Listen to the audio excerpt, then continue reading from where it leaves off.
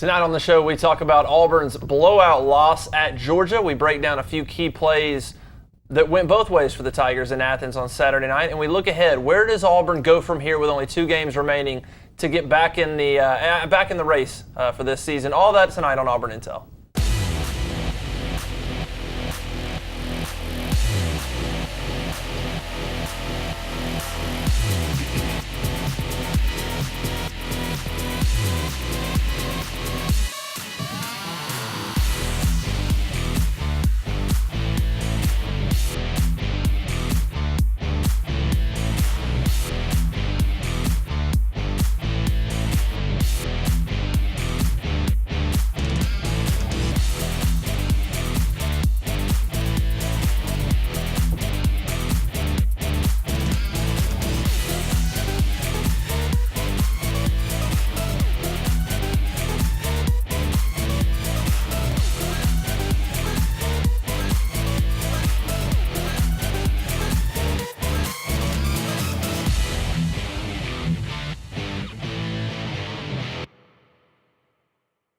Welcome into tonight's show.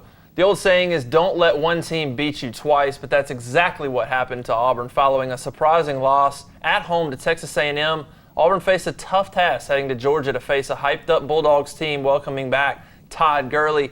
What transpired was the worst defeat under Gus Malzahn in his time at Auburn as the Tigers fell 34-7 and officially fell out of the SEC West and national title hunt. Fellas, what do you make of Saturday night? Real blowout loss. Jumped out 7-0, 34 unanswered for Georgia. Georgia had the emotional edge, and I think it was across the board. You know, we sit here sometimes and take offense, defense, and kicking and treat them differently based on what we objectively think. But this was across the board. And that surprised me, that Georgia did come out emotionally on fire.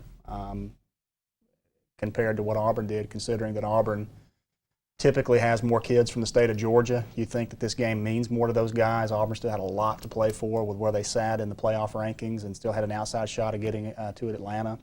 I thought more than anything, my takeaway was that our coaching staff was taken to the woodshed in this game. I just felt like we were out-schemed all across the board in every area, every phase of this football game, and it showed up with the play of our guys. The coaches thought, Gus Malzahn mentioned it, and a couple of players mentioned it as well, that they kind of admitted that the loss to A&M carried over, and you don't always get that. Sometimes they'll say, nah, we were ready, but they kind of admitted that it carried over. The second loss was almost an elimination loss. When you start out the year with such high expectations, everybody is going to be dramatically affected by the second loss. Right. And I think there was a hangover. I really do. And I think sometimes you don't come back from those hangovers. But the second loss, you call it second loss hangover. I don't think there's any question. They had an emotional edge, but I think as much you could say it was a second loss hangover for us. Yeah, but in my mind, if you got effective leadership on the team, then you don't have that. I agree with that one too. And the reason why is because they were granted a reprieve as soon as the rankings came out. Right. Kind of like Ole Miss was before we played them. Still in the top 10. Still had everything sitting in front of them. And the other thing is the meaning of this game, South's oldest rivalry. Right. Yeah. What this game means between the two programs, the fact that all of these guys were recruited by both schools. They know the importance of this. And to go out there and lay an egg, that was just disheartening. That's the surprising thing. For us older folks, right. I think the traditional part of what happened really resonates bigger than maybe what it does for this season, because that was against the grain of everything that for 30 years of what I know and what I think what Rob knows is what this game represents. I mean, we didn't carry tradition forward very much. What does that say, though? I mean, in the big picture, that in essence, rivalries, it's kind of what you're saying is the big picture of things, that second loss where you get the feeling of, we probably can't make it the playoff anymore. That was more debilitating than that was worse than the feeling of we get to play Georgia. Yeah. You know what I mean? That was a worse feeling than the excitement of playing Georgia, which it hurts the rivalries. You know what? There's some programs that have suffered the national championship or nothing mentality. Right. It is not a very good place to get. And I think as a coaching staff, you somehow got to keep people out of that, keep your players and your fans even out of that national championship or nothing, because we may have gotten into that mode, and that's a dangerous place to be. Right, that's a good way to put it. And what it really says to me is that they're a tired team.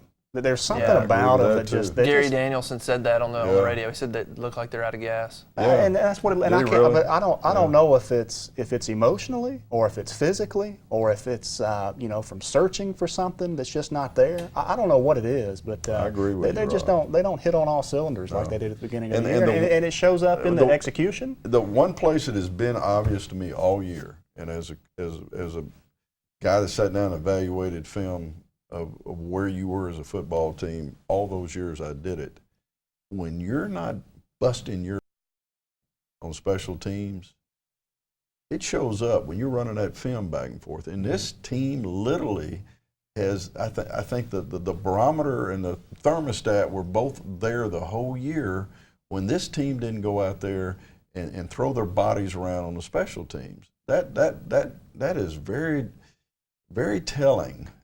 From where your heart and mind are as a football team. Right. When guys don't do that, and it just y'all have heard, I've mentioned it over and over, but it is the barometer. Yeah, you've said that all year long. And championship teams, they don't believe, lose in that area. No, Emotionally spent. I mean, from the last two seasons. I think so, and it's just like what you showed us before we started here. I mean, their road schedule is going to end up with 5 teams in the top 12 right. In the college football playoff setting. So it's tough. Oh, it's a lot of good football. It's a brutal thing. I think there's a lot of good points. Being emotionally spent is one, and God, you hate that they couldn't have gotten back up for those rivalries. So when we get back, we're going to break down some plays that went both ways in Auburn's loss at Georgia when we get back on Auburn Intel. Welcome back into Auburn Intel. This is our film session segment of the show. We try to go back and take a look at a couple of plays that happened in Saturday night's game, Auburn at Georgia.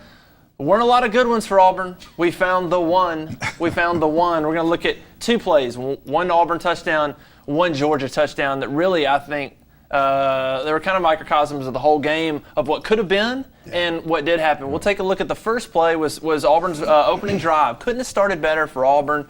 They march it down the field. They're on the 26-yard line, and they run a staple Gus Mallory. He's been running this since 2009 when Ben Tate, and you'll watch those 2 guards pull, and great patience from Cap. Vince Lombardi break this thing down as we watch it. Goes back a long way.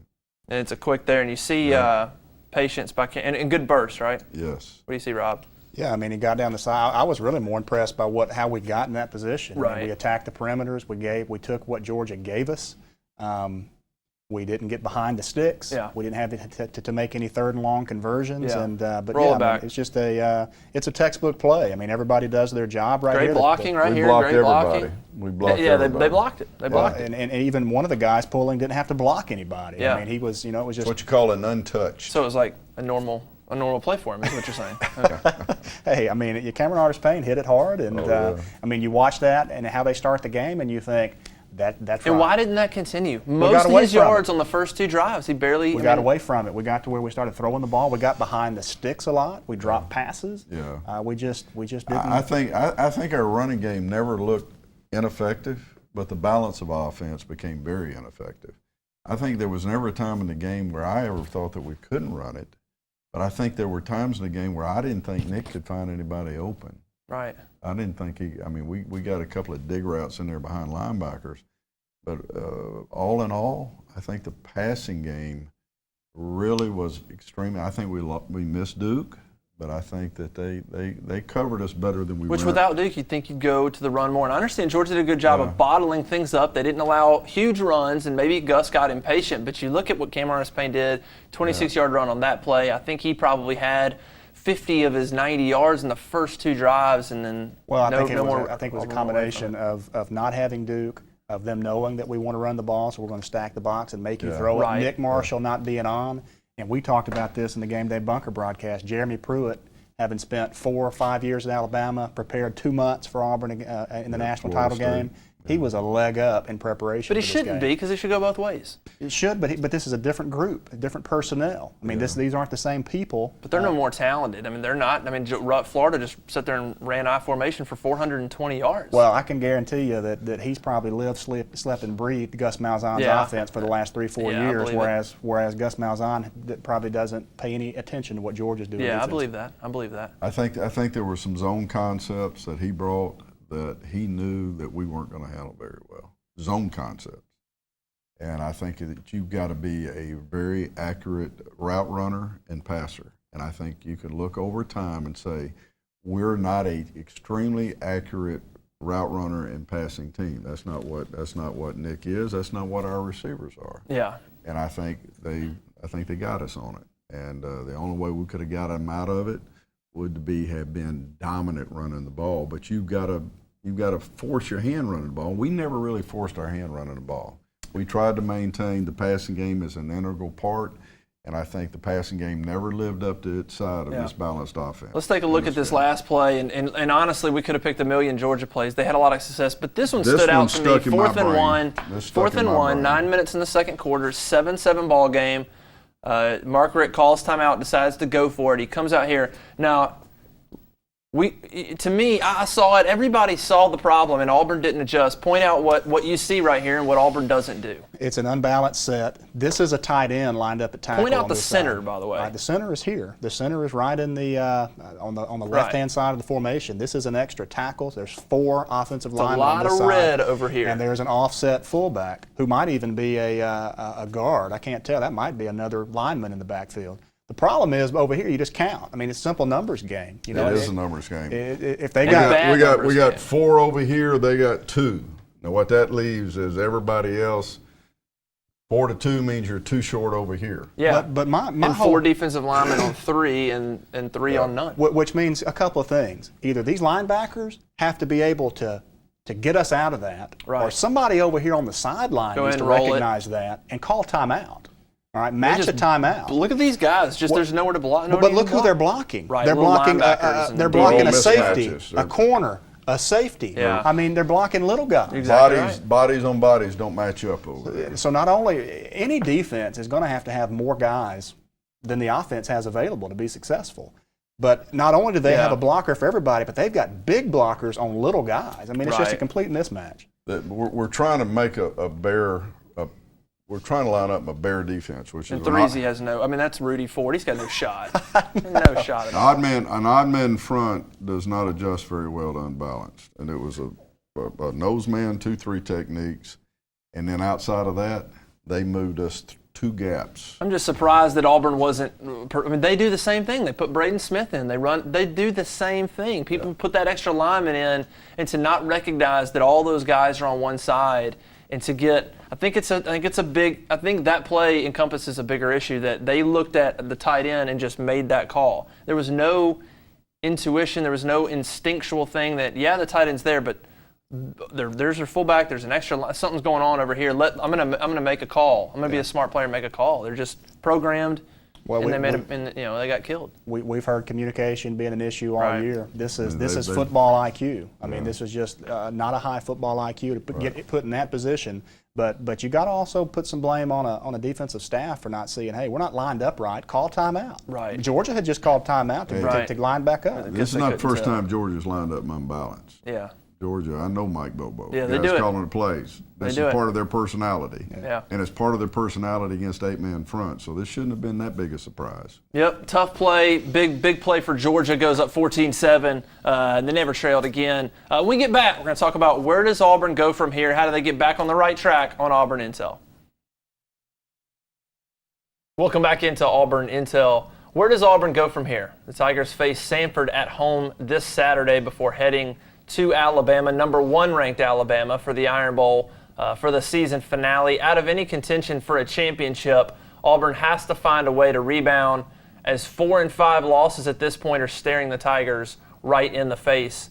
That's pretty stark reality. 4 and 5 losses. You got Bama, you lose that game. It's a bowl game to avoid a 5-loss season. It's time to get it together. How do they do it? Where does Auburn go from here? How do you turn it around? I think they need a rallying point. they've got to find something to come together that all pushes them in one direction, in unison. Yeah. Like Coach says, the same heartbeat. I mean, is there anything greater than to, play your hated rival in step one in the country? You wouldn't think so. Than that. So I'd expect that if we can't get their absolute best effort in that matchup in an environment where you've got to go in and play together and love one another and go in there arm in arm, then they just don't have mentally what it takes to beat that team. I dread the column from you if the Iron Bowl turns out anything like the Georgia game. Listen, it's going to be. I don't expect a team to go in and beat everybody. I mean, I didn't play on teams that did that. Right. I just expect a team to go in and compete. Right. And go in and give their best effort and walk off the field, look in the mirror. When you're capable, especially when you have more than enough talent. If every guy can walk off the field and look at themselves in the mirror and say, I did everything I could to help Auburn win today, right. then I'm perfectly fine with that. And what I expect is for there honestly to be a team inside of the same jersey. There's something you've got to give to that jersey on your back. And sometimes when you start questioning whether you're getting everything for that jersey, you can say, do you realize how much Auburn's done for you? To every one of them. You know what? 10 years from now, they could write a script to that question. Problem is, living in the moment of it, they might not understand just how important Auburn is to who they are and where they're going the rest of their life. And that message to me is one where you just wish that the message could get right with all these guys. Because if the message gets right with all these guys, they'll all start playing with the same heartbeat. And I hope that we'll take a lesson from what teams did with us when we were the hunted, all right? They didn't come into Jordan-Hare Stadium and play to lose. Right. They played to win. Steve Spurrier came in there and went forward every fourth down he had the chance. Right. If we got a 4th and 1 early in the game, kick. we don't punt. Right. You make a statement as a staff. If you've got a team that's constantly doing something to hurt you, then don't keep lining up and running the same stuff. Right. Line up and do something different. Go down swinging. Don't go down doing the same stuff that got you in that position. And so part of me is, these guys have to rally around each other, but the other part of me says the staff has to put these guys in position to make plays, even if that's unorthodox, even if that's outside of the box. Offensively, I think we can do that. Defensively, do we have the ability to line up and get that done? That's what I'm not sure. This late in the season, I think the discussion of what do you do schematically? How do you change? I think the only thing you do schematically is maybe go back and look, because right now you've got a body of information about what players are doing productively. And somewhere you start trying to make them into the production that you want them to have. But then you've got this body of knowledge. These plays are what these players do best. And sometimes you get to a point where I think we are now, put every player in position to make plays. Now, if that doesn't fit your scheme, forget your scheme. But, you've been trying to ask this guy to play man coverage with no free safety help, but you know what? He can't do that. Quit doing that. Yeah. And then the guys that this staff has counted on to be the stud, to be the playmaker, the Robinson Therese, the Jonathan Mincy, the Montravius Adams, those guys got to show up and be the stud that the coaching staff thought that they would be. Right. If you look at the star position this year, and it's completely a non-factor. It's not near the show up. And the reason why is because he's being run down the field every play playing man I've coverage. seen that guy in more man coverage chasing the slot than I ever saw him last year, and I quite honestly am a little confused by it. But I know Ellis is smart and he knows what he's doing. Exactly. But put players in position to make their plays. And when you struggle to create a pass rush, and he's probably your next best pass rusher of anybody on the squad, at least he's your playmaker. Yeah. But he's not in position to be able to help his team. Rather than trying to control the situation coaching-wise right now, best thing to do is step back and take a really snapshot of where you are, forget about everything else, and just give these players the excitement of saying, hey, Breezy, X, Y, Z, whoever, we're going to put you in position to make these plays, because you got to find a way to incentivize these guys' emotions where they play with confidence. And players play with confidence when you put them in position to make their best plays. I'll go back to the 1997 SEC championship game. We start 3 true freshmen against Peyton Manning's offense, all right, in the secondary. Should have won that game. So we line up 11 guys across the line of scrimmage. there's no reason in the world we should be in that game, but they put us in a position to make plays. Now, at the end of the game, we couldn't get it done, but by no means should we have gotten that close. Yeah, that was a great effort. And this team just needs to focus on one game because it's the only game that matters.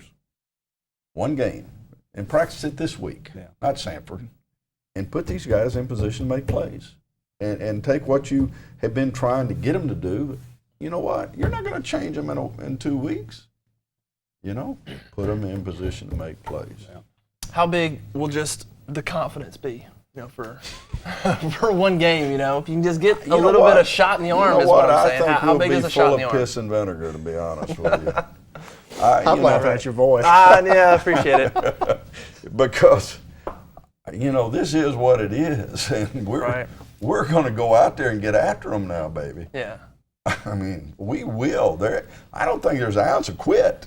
Right. Okay. You're talking about confidence and I'm talking about football is a game of confidence. Sanford? Beat Sanford and just feel good. How much does feeling good help with the problem? I don't think what happens in the Sanford game has anything to do with it. But you got to go in. You got to go in. You know what A&M did? They almost got beat by Louisiana Monroe. It was 16-10 because they're getting ready to play us. That's true. This may be 24-23, and good. Congratulations, Pat. Yeah, that's true. That's a good point. When we get back, closing time, final statements on Auburn Intel. Welcome back into Auburn Intel. This is closing time. Some final remarks from the guys. I drank a lot of water in the commercial break, so I'm good to go. No throat problems. Hydration works every time. Yeah, so we'll knock it out here. I wrote this week on AuburnUndercover.com. I wrote about, after Auburn's loss at Georgia, about an odd thing that happened inside Stanford Stadium on Saturday night. Under Gus Malzahn, there hasn't been a time when Auburn didn't respond in a positive way when faced with adversity. They scored comeback wins against Mississippi State, Texas A&M, Georgia, and Alabama just last season. They held off Kansas State on the road this season. They fought back from a 21-point deficit at Mississippi State to give themselves a chance to win in the second half. They notched a comeback win at Ole Miss down 10. Even when they were down 17 points at halftime to Texas A&M, Auburn made that game a 3-point deficit with numerous chances to win late. Resilience has been the cornerstone of Malzahn's tenure at Auburn to date, but that disappeared against Georgia. The Tigers gave up 34 unanswered points and failed to respond and make the critical plays that keep you in ball games on the road. Gus Malzahn said afterwards that it was the first time he had seen his team not respond. The Auburn players had no answers after the game as the words flat and dead were thrown around. This Auburn team has a strong belief that they will win. But for one game, that belief vanished. For Auburn to finish the season strong and compete against number 1 Alabama in the finale, that belief has to return, and it has to return in a hurry. The setback at Georgia brings questions, and we're all subject to question whatever our focus is, whether it's the schemes or whether it's any element of the game. But the one thing that Auburn has always been, and I've been an Auburn fan since I was 14 years old, and I may have coached a lot of places. I got my coaching education at Auburn. I'm an Auburn fan. One thing that Auburn fans never want to question, and that's the heart of their football team. And so as we go forward, for us to be analytical about schemes and analytical about different parts of this, and I can be as much as anybody else, maybe more so, because this is what I did for a living for 40 years. What we don't want to do, and the players and these coaches got to realize, you can coach the game or you can coach the heart. Where we are right now as a football team, we need to be coaching the hearts of these players. Every year we talk about the possibility of the uber-competitive SEC Western Division cannibalizing each other. Every year it seems to be avoided as the Mississippi schools fade, LSU implodes, Arkansas goes AWOL, and the Iron Bowl hashes out this state. This year, we got what we always fear, each team capable of beating the other. The Mississippi schools lived up to their billing. Alabama had a letdown in Oxford, a near miss in Baton Rouge, and narrowly avoided disaster at Arkansas. Auburn laid an egg in Athens after Georgia gets demolished by a terrible Florida team. LSU looks unbeatable one week, a paper tiger the next. Alabama gets the nod as the most consistent among us, but their dominance is defeated every single season. So what does Auburn have to do to be consistently on top in this division? A few things. Play catch up in the facilities war so we can recruit in the top 3 yearly with emphasis added to the trenches. Develop the talent that we get. Outwork everyone every day. Match the offensive aggression with a defensive scheme that is just as fun to recruit to and play in, and give Gus Malzahn any and everything he asks for and needs. That's what it will take to compete. Have we made that commitment? That's debatable, but it shouldn't be. It shouldn't be. You make a good point about the facilities. I've talked to a lot of people, and we talk to a lot of people on our site, and the facilities is an issue. The new dorm that they built, the kitchen hall, the dorm, student dorms right across the street from the athletic complex is pretty sweet, but they're falling behind. They're moving things forward, but we haven't closed the gap. Yeah, there's still some facility-specific stuff that they're behind a little bit. Yeah. The coaches know it. But kids come on that campus always like the family environment. And it doesn't have to be what everybody else is, but it's got to be enough to make what you're really selling, right? Which is the Auburn family, which is come here and be a part of something that's going to last the rest of your life. Right. You know, it's not just a track to the NFL, which some schools, that's all they sell. Who are we talking about? And, you know, where you're part of something that lasts forever. So it's not just about facilities, but you can't have such a big gap in facilities that the rest of the message is lost either. Yeah, great point. Great point as always. Thanks for everybody joining us. This is Auburn Intel. We will be back next week to talk about the Iron Bowl. Thanks. War Eagle. War Eagle.